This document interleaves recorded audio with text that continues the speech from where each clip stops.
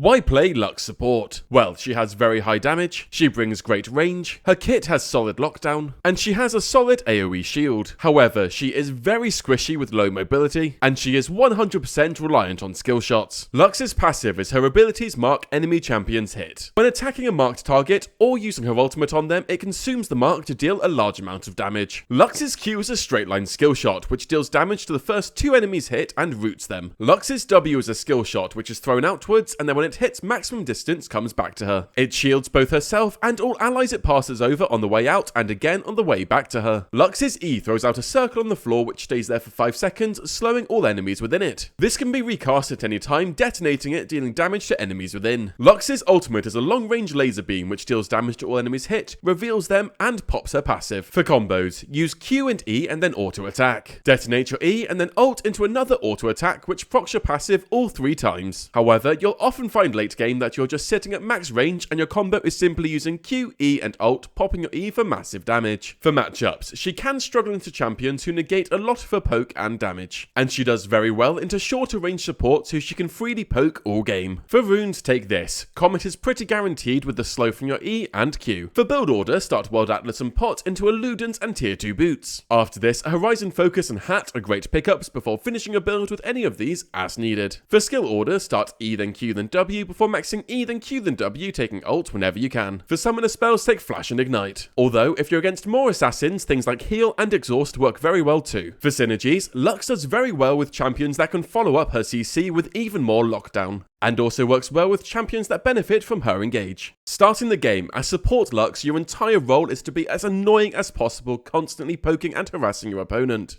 Especially before enemy champions have boots, your E is incredibly frustrating to deal with. And not only is this great damage, but the E slowing them makes your Q far easier to land. And from as early as level 2, you bring great kill threat. Even with just your Q and E available, you have 2 abilities which deal great damage, as well as 2 instances of your passive which deal great damage, while having access to a root and a very good slow. So, especially if you get level 2 first, landing a Q can give you a massive advantage in lane. And when you hit level 4 and 5, when you start getting more points into your E starts hitting like a truck. And when going for full trade, your W is your secret weapon. The amount of damage you can negate by having the shield over both of you is incredible value. And of course, when you hit level 6, your kill threat goes through the roof. Enter in the mid game, take your tower as soon as possible and rotate mid with your carry. This puts both of you in the center of the map for easy sieging and easily rotating to objectives. Entering late game team fights, you want to play as the backline mage. Throw your W over your entire team and then use your Q and E to peel for yourself if needed. Otherwise, look for the opportunity to land these on an enemy carry, knowing that your full combo will simply remove them from the map. And that's how to play Lux Support. If this video helped you, leave it a like and comment below who you want to see next.